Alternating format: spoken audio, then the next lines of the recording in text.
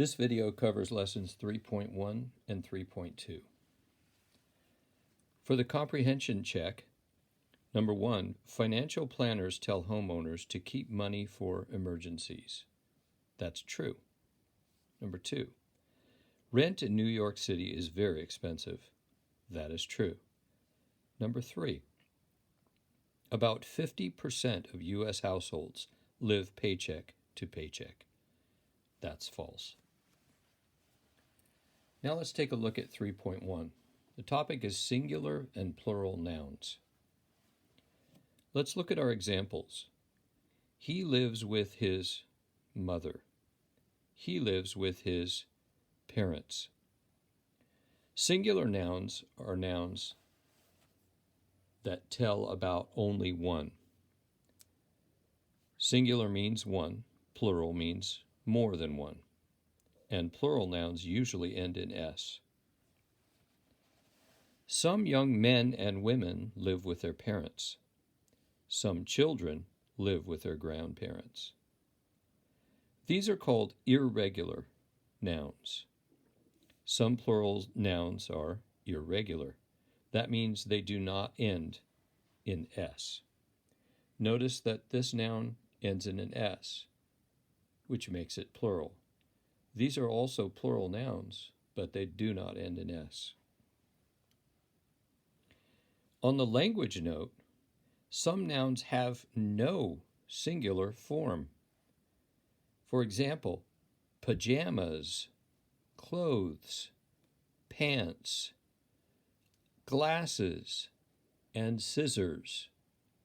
We always refer to these items as if they are always plural. Let's look at 3.2, regular plural nouns. And this is about the spelling of regular plural nouns. Plural nouns usually end in S or ES. Let's take a look at these examples. Vowel. If a noun ends expense, movie, in a vowel, as do these. Expense ends in E, movie ends in E. We usually add an S. So expense becomes expenses. Movie becomes movies. All we did to make these in the plural form is add an S. Consonant. Consonants are letters that are not vowels. Vowels are A, E, I, O, U, and sometimes Y. And the rest of the letters are considered to be consonants. The examples: bill, something we pay at the end of the month, and then the word month. Both these words end in a consonant, L and H. We'd simply add an S to these also. So bill as a singular noun becomes bills as a plural noun. Month as a singular noun becomes months as a plural noun. Let's take a look at the next section. Words that end in SS, SH, CH, or X. For example, class, dish, church, box. Usually we turn these into plural nouns by adding ES. So class becomes classes, dish, dishes, church, churches, box, boxes. How about words that end in a vowel and then a Y? For example, boy, day. Boy has a vowel and a Y. Day has a vowel and a Y. We simply add an S to those words to make them plural. Boy, boys. Day, days. Now words that end in a consonant plus Y. Lady, emergency. Lady ends in a consonant plus a Y. Emergency ends in a consonant plus a Y. With these words, we simply delete the Y and add IES. So no Y plus IES.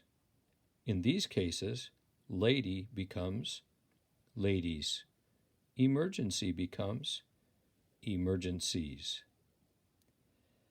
For words that end in a vowel plus O, O is a vowel. But if a word ends with another vowel before O, such as patio, radio, we simply add an S. Patio becomes patios by adding an S. Radio becomes radios by adding an S.